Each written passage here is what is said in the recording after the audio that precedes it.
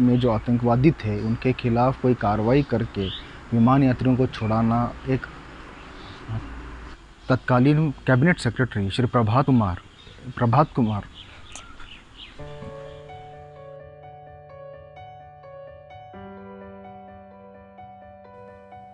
Hello दोस्तों, कैसे हैं आप।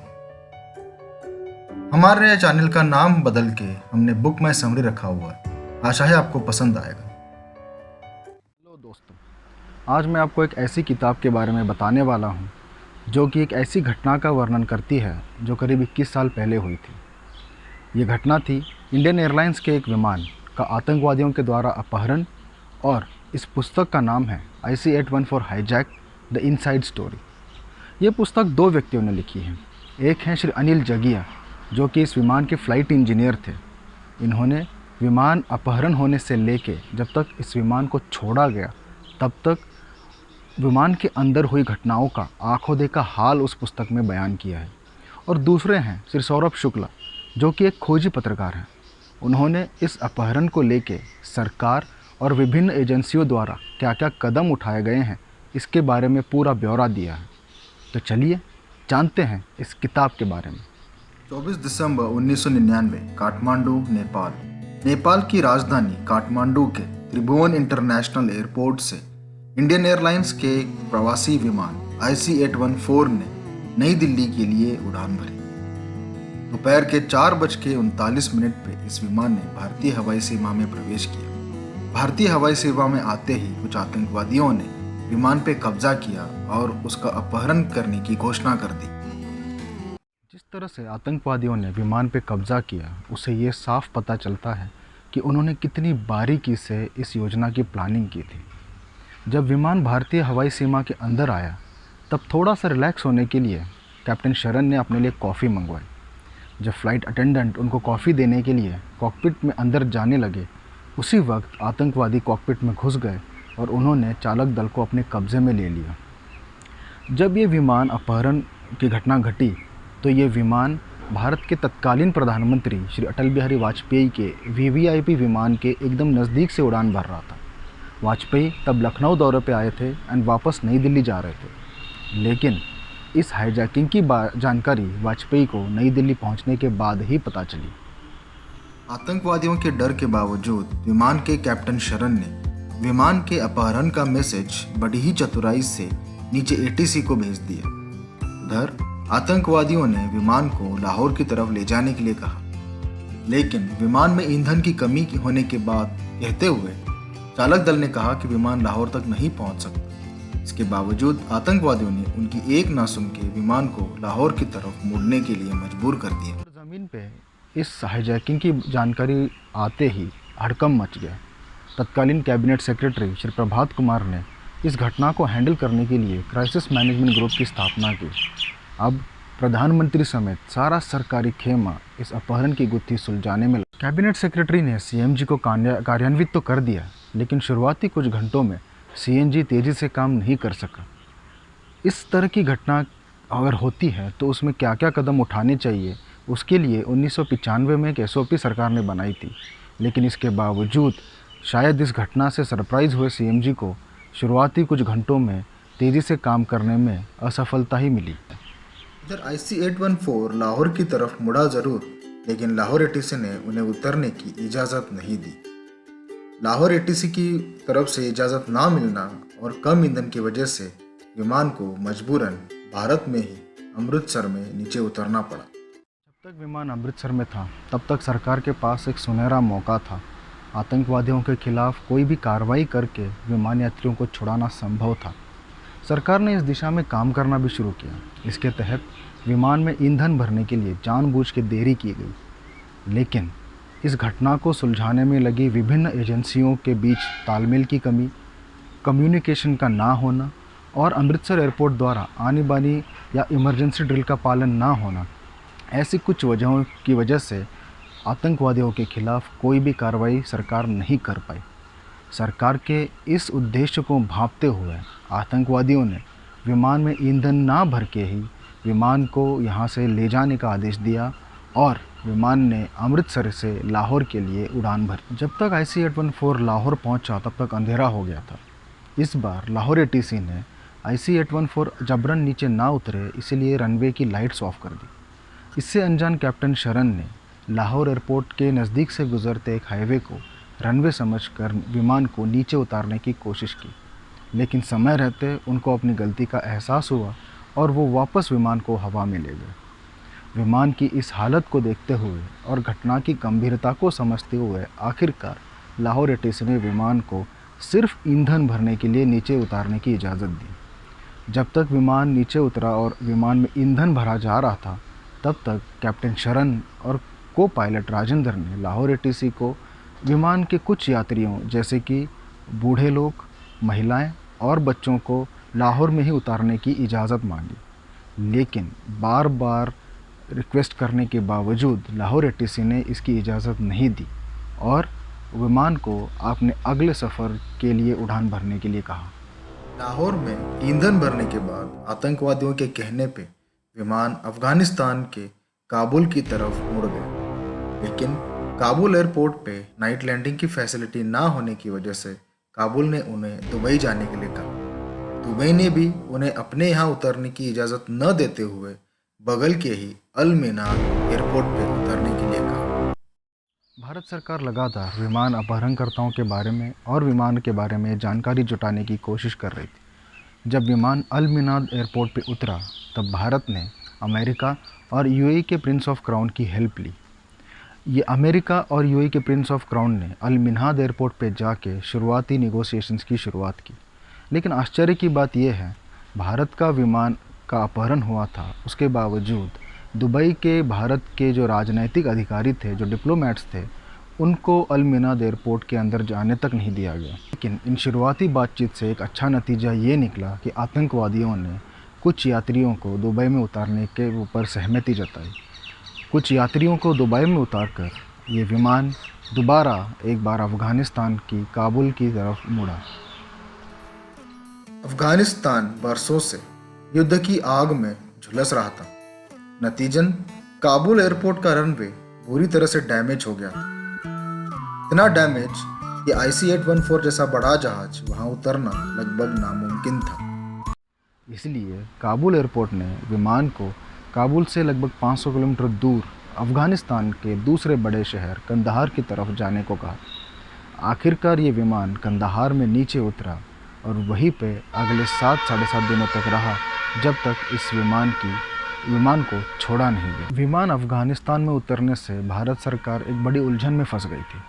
अफ़गानिस्तान में उस वक्त तालिबान सत्ता में थी और तालिबान को भारत की ओर से राजनीतिक मान्यता नहीं दी गई थी। पूरे विश्व में तालिबान को उस समय सिर्फ 3 देशों ने ही मान्यता दी थी, पाकिस्तान, UAE और सऊदी अरेबिया। UAE और सऊदी अरेबिया की तरफ से तालिबान से संपर्क स्थापित करने के लिए किसी भी तरह के मदद के लिए कोई भी सकारात्मक पहल सामने नहीं आई। और उसी साल 1999 में पाकिस्तान में जनरल मुशर्रफ ने एक लोकतांत्रिक सरकार, नवाज शरीफ की लोकतांत्रिक सरकार को पलट के सैन्य सरकार की स्थापना की थी। इसीलिए भारत सरकार पाकिस्तान से मदद लेने के लिए उत्सुक नहीं थी। आखिरकार कंदहार में एक यूनाइटेड नेशंस की टीम ने तालिबान के थ्रू आतंकवादियों से कांटेक्ट स्थापित किया और उन्होंने शुरुआती बातचीत की शुरुआत की। UN की इसी टीम की मदद से भारत ने आखिरकार तालिबान से संपर्क स्थापित किया और उसके बाद भारत का एक प्रतिनिधिमंडल आतंकवादियों से बातचीत करने के लिए कंदहार के लिए रवाना हुआ। इस प्रतिनिधिमंडल में शामिल थे श्री विवेक काटजू, जो उस समय फॉरेन मिनिस्ट्री में संयुक्त सचिव थे, और दूसरे थे श्री अजित डोवाल, जो उस वक्त एक IB के अधिकारी थे। जैसा कि हम सब जानते हैं, अजित डोवाल फिलहाल भारत के राष्ट्रीय सुरक्षा सलाहकार हैं। तरफ डोवाल आतंकवादियों से बातचीत कर रहे थे और उसी वक्त श्री काटजू तालिबान से बात करके किसी तरह की कमांडो कार्रवाई की संभावनाओं को टटोल रहे थे। लेकिन तालिबान ने इस तरह की किसी भी कमांडो कार्रवाई के लिए मदद करने के लिए साफ इनकार कर दिया। आखिरकार ये बातचीत बहुत सारे उतार चढ़ाव से गुजरी।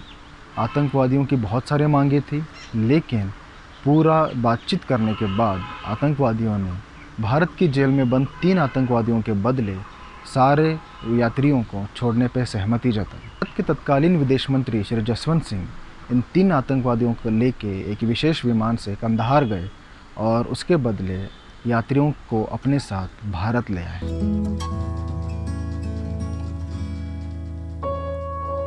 पूरी घटना से एक देश के तौर पे हम क्या सीख ले सकते हैं?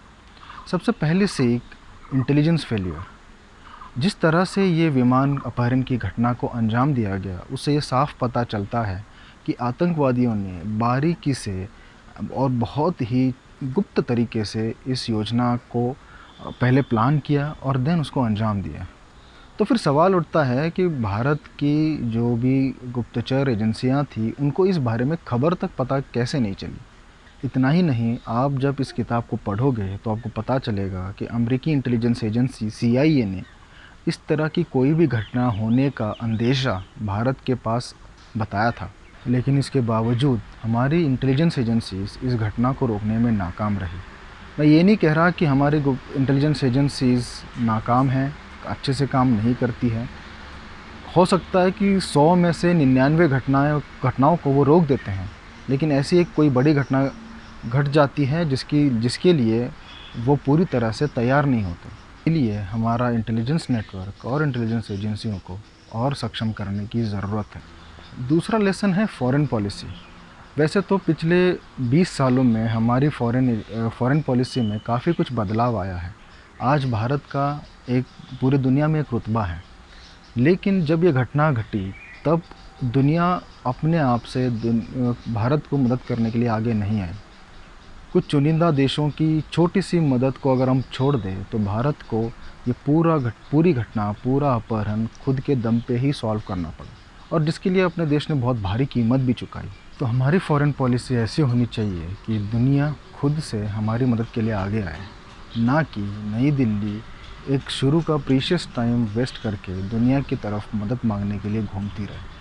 चौथा लेसन जो मुझे लगता है वो ये है कि मीडिया के ऊपर थोड़ा सा ऐसी घटनाओं की रिपोर्टिंग के लिए कंट्रोल होना चाहिए। इस घटना का पूरा रिपोर्टिंग मीडिया कर रही थी। यात्रियों के जो रिलेटिव्स थे उनका सरकार पे एक तरह से दबाव था कि कुछ भी कीजिए बट हमारे रिलेटिव्स को छुड़ा के लाइए, और ये चीज़ कहीं ना कहीं आतंकवादियों को भी पता थी। मैं ये नहीं कह रहा कि रिलेटिव्स जो थे वो गलत कर रहे थे। अगर अपना कोई इंसान इस तरह की सिचुएशन में फंसा है तो उनके रिलेटिव्स पूरी कोशिश करेंगे उसको वहाँ से निकालने के लिए, लेकिन आतंकवादी जानते थे कि इन रिलेटिव्स का प्रेशर भारत सरकार के ऊपर है, और इसीलिए हमारी कोई भी मांग भारत सरकार मान ही लेगी। सेम सिचुएशन 2008 में जब मुंबई में टेरर अटैक हुआ तब भी महसूस हुई थी। तब भी मीडिया जो भी आतंकवादियों के खिलाफ कमांडो एक्शन या पुलिस कार्रवाई की जा रही थी उसका लाइव टेलीकास्ट किया जा रहा था, और उसका फ़ायदा आतंकवादियों को हो रहा था। तो इसीलिए ज़रूरी है कि एक नेशनल पॉलिसी बनाई जाए कि इस तरह की घटना जब भी होती है तो मीडिया किस तरह से रिपोर्टिंग करे, क्या चीज़ बताए और क्या चीज़ ना बताए, क्योंकि मीडिया का इस तरह से जो भी रिपोर्टिंग होता है उसका फ़ायदा भारत की सिक्योरिटी एजेंसीज़ को नहीं होता है, उल्टा उसका फ़ायदा उन आतंकवादियों को होता है जो इस तरह की घटनाओं को अंजाम देते हैं।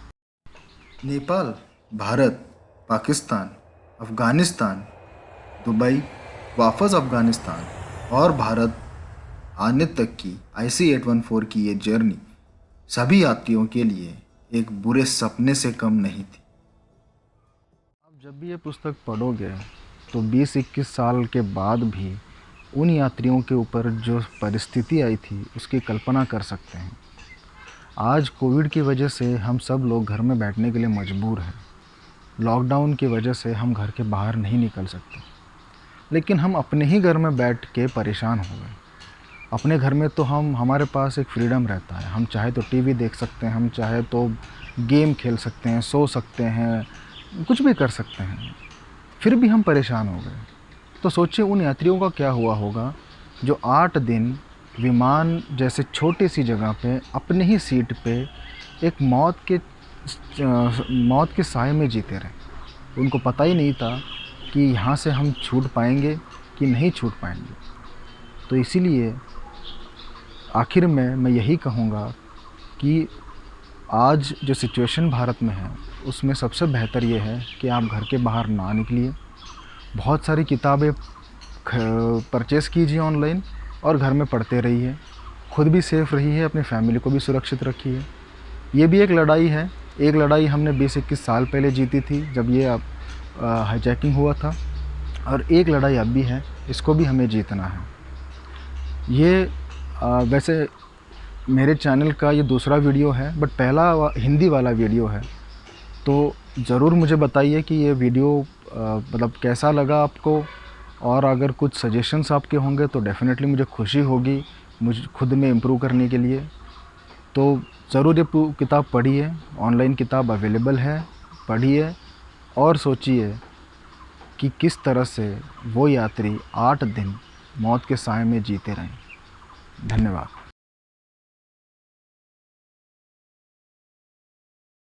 संभव था, लेकिन सरकार